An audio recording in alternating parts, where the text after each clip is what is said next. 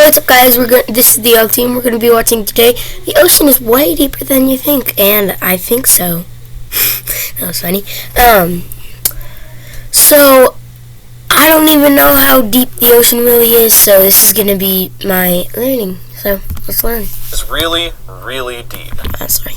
The ocean is really, really deep. Deeper, in fact, than most of us realize. If you were to shave off all of the land from the tops of every continent and island in the world and fill up the ocean's deepest points with that land, then the entire Earth would be covered in an ocean 2 miles deep. 3/4 of our planet is already covered in water, though, and it goes a lot deeper than just 2 miles. Let's start with a sense of scale. This dot right here is the size of an average human. This slightly larger dot is the size of an elephant, and this is the size of the largest ship ever built, the Knock Nevis. With that in mind, let's start going underwater and see what we find out. The first milestone is at 40 meters below the surface, which is the maximum depth allowed for recreational scuba diving.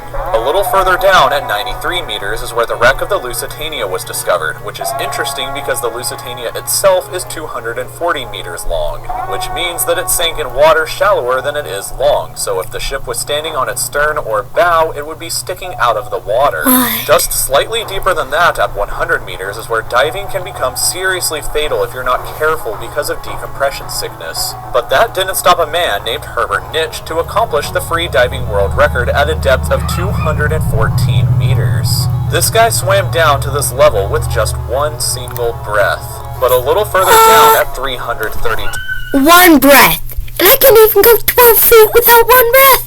I was at the pool yesterday, and I couldn't. There's the deep end, right? And I would try to pencil down, and I couldn't even make 12 feet with one breath. This guy's crazy.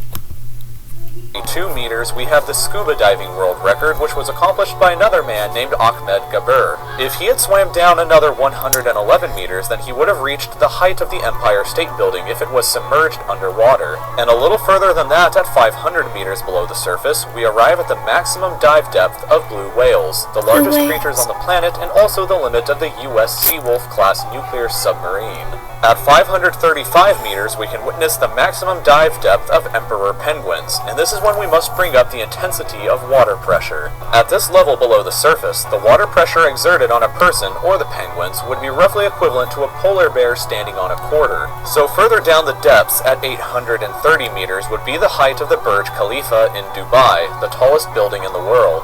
Once we hit 1,000 meters below the surface, we begin to enter the scary zone. Light from the surface can no longer reach beyond this point, so the rest of the ocean below is shrouded in permanent darkness. On top of that, the water pressure you would experience at this point would be about the same as if you were standing on the surface of the planet Venus, meaning that you would die very quickly. You would also meet the giant squid at this sea level if the water pressure didn't already kill you. At 1,280 meters, we reach the maximum depth dived to by the leatherback sea turtle, and further down at 1,828 meters, we would reach the deepest part of the Grand Canyon were it to be underwater with us. Down at 2,000 meters, we start to encounter some of the more terrifying sea creatures, like the ominously named black dragonfish, a carnivorous beast with a stomach that doesn't allow light to be emitted through it, meaning that since we're in total darkness underwater at this point, the only way you would ever see this thing is with a flashlight. A little further down, at 2,250 meters, we would reach the maximum depth dived to by both sperm whales and the very frightening colossal squid. Sperm whales often have sucker marks and scars left on their bodies from battles with the colossal squid that likely take place at these incredible depths. The squids themselves can grow to be 14 meters long and weigh up to 750 kilograms with eyes the size of a dinner plate and razor-sharp sickles in the middle of their tentacles. So yeah, good luck with that down there. Way further down at 3,800 meters, we can find the wreck of the RMS Titanic. And a bit past that, at 4,000 meters, we start to enter the abyssal zone of the ocean.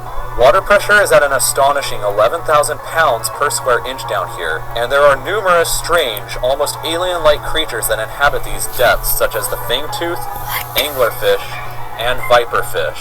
Down at 4,267 Wouldn't meters wanna is be the down average there. depth of the ocean where you would normally expect to hit the floor, but there are parts of the ocean that go significantly deeper than even this. At 4,791 meters rests the wreckage of the battleship Bismarck sunk during World War II, and way down at 6,000 meters is the beginning of the Hadal Zone, named after the underworld Hades itself.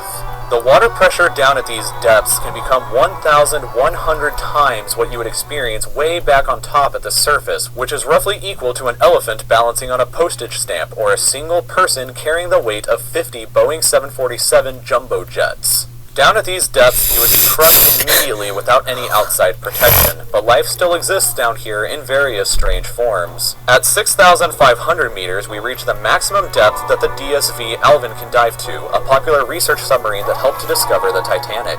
Way further down at 8,848 meters below the surface, and we have arrived at the height of Mount Everest, where to be upside down and placed underwater. And then, way further past even that, at 10,898 meters, we arrive at the depth reached by James Cameron in 2012 during the Deep Sea Challenger mission. The deepest point in the ocean yet reached by humans was back in 1960, though, when two men named Don Walsh and Jacques Piccard reached a depth of 10,916 meters using their Trieste submarine. It took them 5 hours to descend through the ocean to this depth, and they only stayed for 20 minutes before a window cracked and they began to resurface. Just a bit further down from there at 10,972 meters, and we reach the average flight altitude of a commercial airliner. So if you've ever looked out of a window while on a flight and looked down to the ground, that's a very good sense of how incredibly deep down into the abyss that we are currently at. Finally, when we hit 10,994 meters, we have hit the bottom of the known ocean called the Challenger Deep, right here on this map just about 300 kilometers southwest of Guam Island.